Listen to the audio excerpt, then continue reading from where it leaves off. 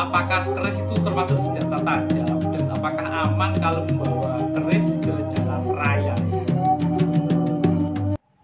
Rahayu, Rahayu, Rahayu.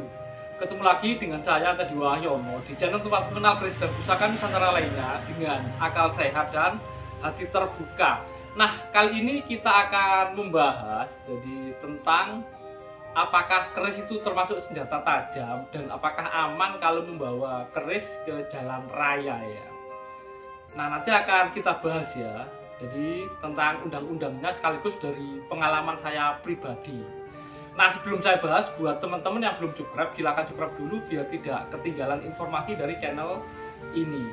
Nah, ada beberapa teman juga ya yang tanya ya, terutama tentang membawa keris di jalan raya ya.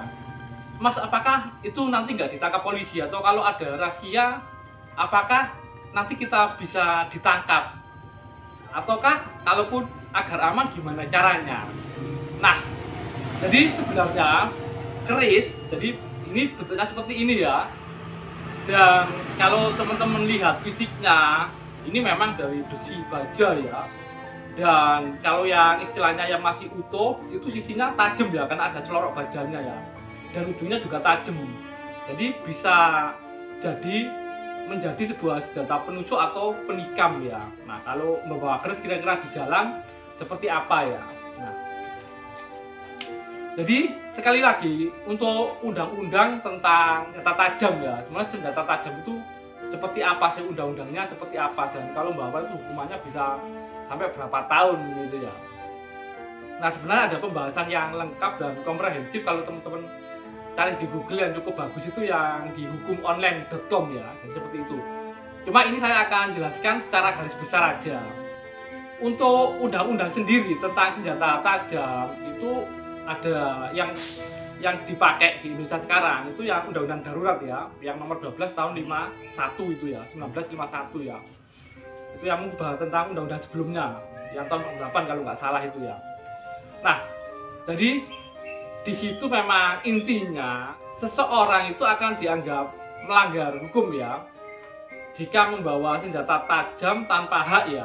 Jadi sebenarnya panjang bukan cuma membawa ya, istilahnya kayak memasukkan ke Indonesia ataupun mengeluarkan, terus menyerahkan atau mencoba menyerahkan, membawa, memiliki, menguasai. Ada beberapa lah, intinya bahasanya itu kalau tidak ada izin itu dianggap melanggar ya, melanggar hukum ya. Dan hukumannya paling lama itu 10 tahun kayak gitu ya. Nah, kalau kriteria senjata tajam sendiri untuk undang-undang itu seperti apa? Sebenarnya itu ada termasuk senjata pemukul, penikam atau penusuk itu ya. Tapi ada pengecualian. Nah, pengecualiannya itu yang tidak termasuk senjata tajam tadi itu adalah peralatan pertanian kayak sabit, kayak seperti itu ya. Peralatan rumah tangga ataupun pekerjaan-pekerjaan yang sah seperti pertukangan gitu ya, kayak gergaji, bor, itu kan tajam ya. Itu tidak termasuk.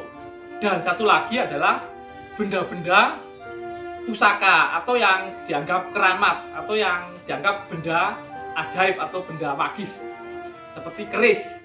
Jadi keris sebenarnya itu memang walaupun dia tajam juga bisa jadi senjata penusuk atau penikam, tapi itu keris juga masuk sebagai benda pusaka atau benda keramat atau benda ajaib.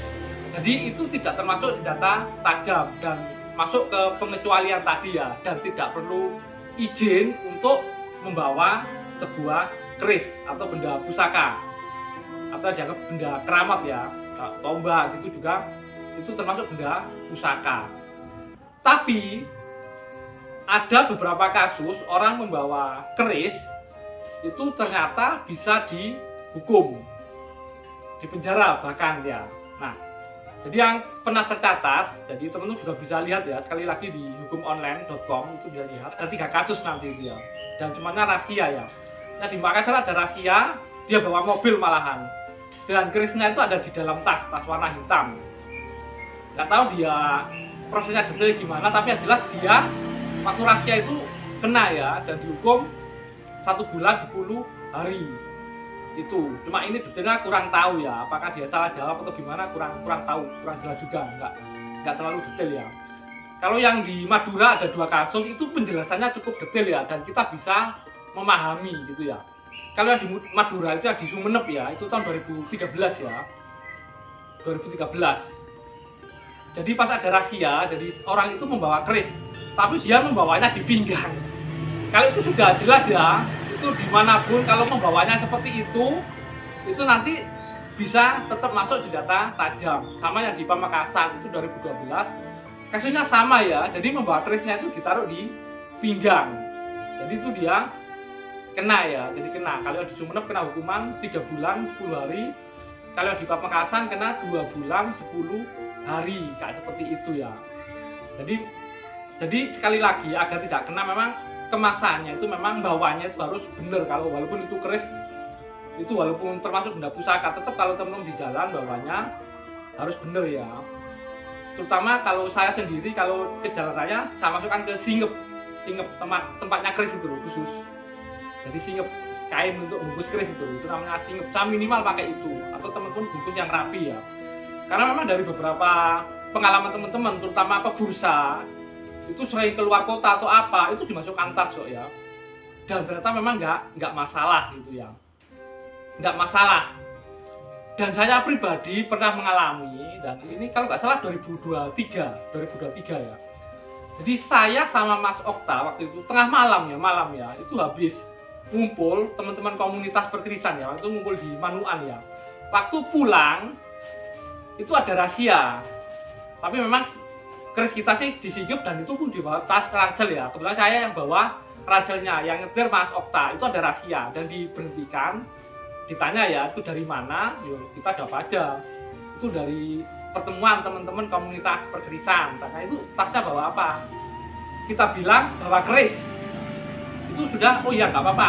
Bahkan itu nggak diperiksa ya. Walaupun diperiksa pun saya nyantai aja, karena itu di dalam singep ya. Artinya nggak siap bunus. Jadi keris itu nggak siap bunus. Tapi itu memang nggak dibuka. Saya bilang, oh bawa keris gitu aja. Oh iya nggak apa-apa, itu beneran dibiarkan. Saya sama Mas Okta itu ya. Itu pengalaman saya. Jadi sekali lagi, kalau mau aman memang kemasannya bawahnya. Jadi nggak boleh ditaruh di pinggang langsung gitu ya, atau di tas langsung gitu ya. Karena memang di Makassar ternyata ditaruh di tas pun ternyata kena gitu loh. Karena udah singep terus masukkan tas. Ya biasanya seperti itu. Tapi beberapa teman di bursa nggak semuanya pakai singep. Banyak yang itu langsung dimasukkan tas, itu ternyata memang nggak apa-apa. Jadi seperti itu ya. Cuma sekali lagi undang-undangnya itu memang ada pengecualian ya. Jadi keris itu sebenarnya masuk benda pusaka ya, atau benda keramat kan gitu. Jadi masuk pengecualian senjata tajam. Nah, mungkin itu saja informasi dari saya. Semoga bermanfaat dan jangan lupa untuk like dan subscribe-nya. Ngelmu iku kelakone kanthi laku. Ilmu itu tercapainya dengan proses.